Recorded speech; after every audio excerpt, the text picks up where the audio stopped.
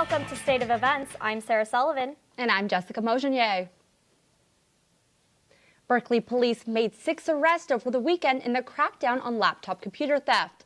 An undercover investigation was conducted to find the suspects who have been accused of targeting people with laptops. Officers went undercover at cafes on Saturday night and made the arrest after watching the thieves run off with people's computers.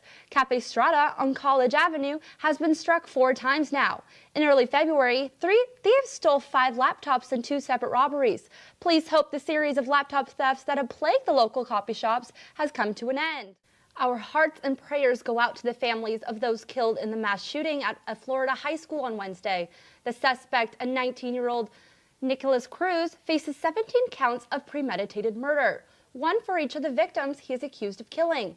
The evidence against the suspect is so overwhelming, the question is whether he will be sentenced to death or spend the rest of his life in prison. The AR-15 rifle used in the attack was purchased legally, according to federal law enforcement officials.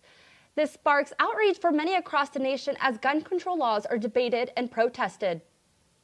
A new study reveals SF State students are forced to decide between books and food. According to a recent study conducted by the CSU, 79% of students at the university say they are stressed out about book costs, and 1 in 3 are forced to decide between course materials and food.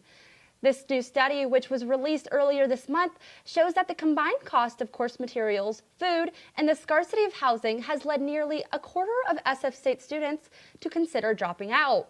SF State students' average cost of course materials exceed the national average by $700 per year. The CSU is continuing its efforts to make learning environments more affordable. Virtual reality was on full display this weekend at the Foundry in Soma, when a mixed reality company called Live hosted a demo of its game Beat Saber. Sarah Cabrizo has the story. Health insurance can be tricky, and when you add in scammers using fake websites, it's even worse. Britta Larson has the story. Take package. And a lawyer linked to a Trump campaign staffer has been caught in Mueller's investigation case. Our coverage continues.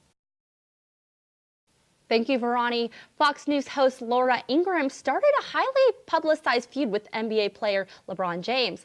It all started when James and fellow NBA star Kevin Durant spoke on podcasts about not just basketball, but social justice issues as well.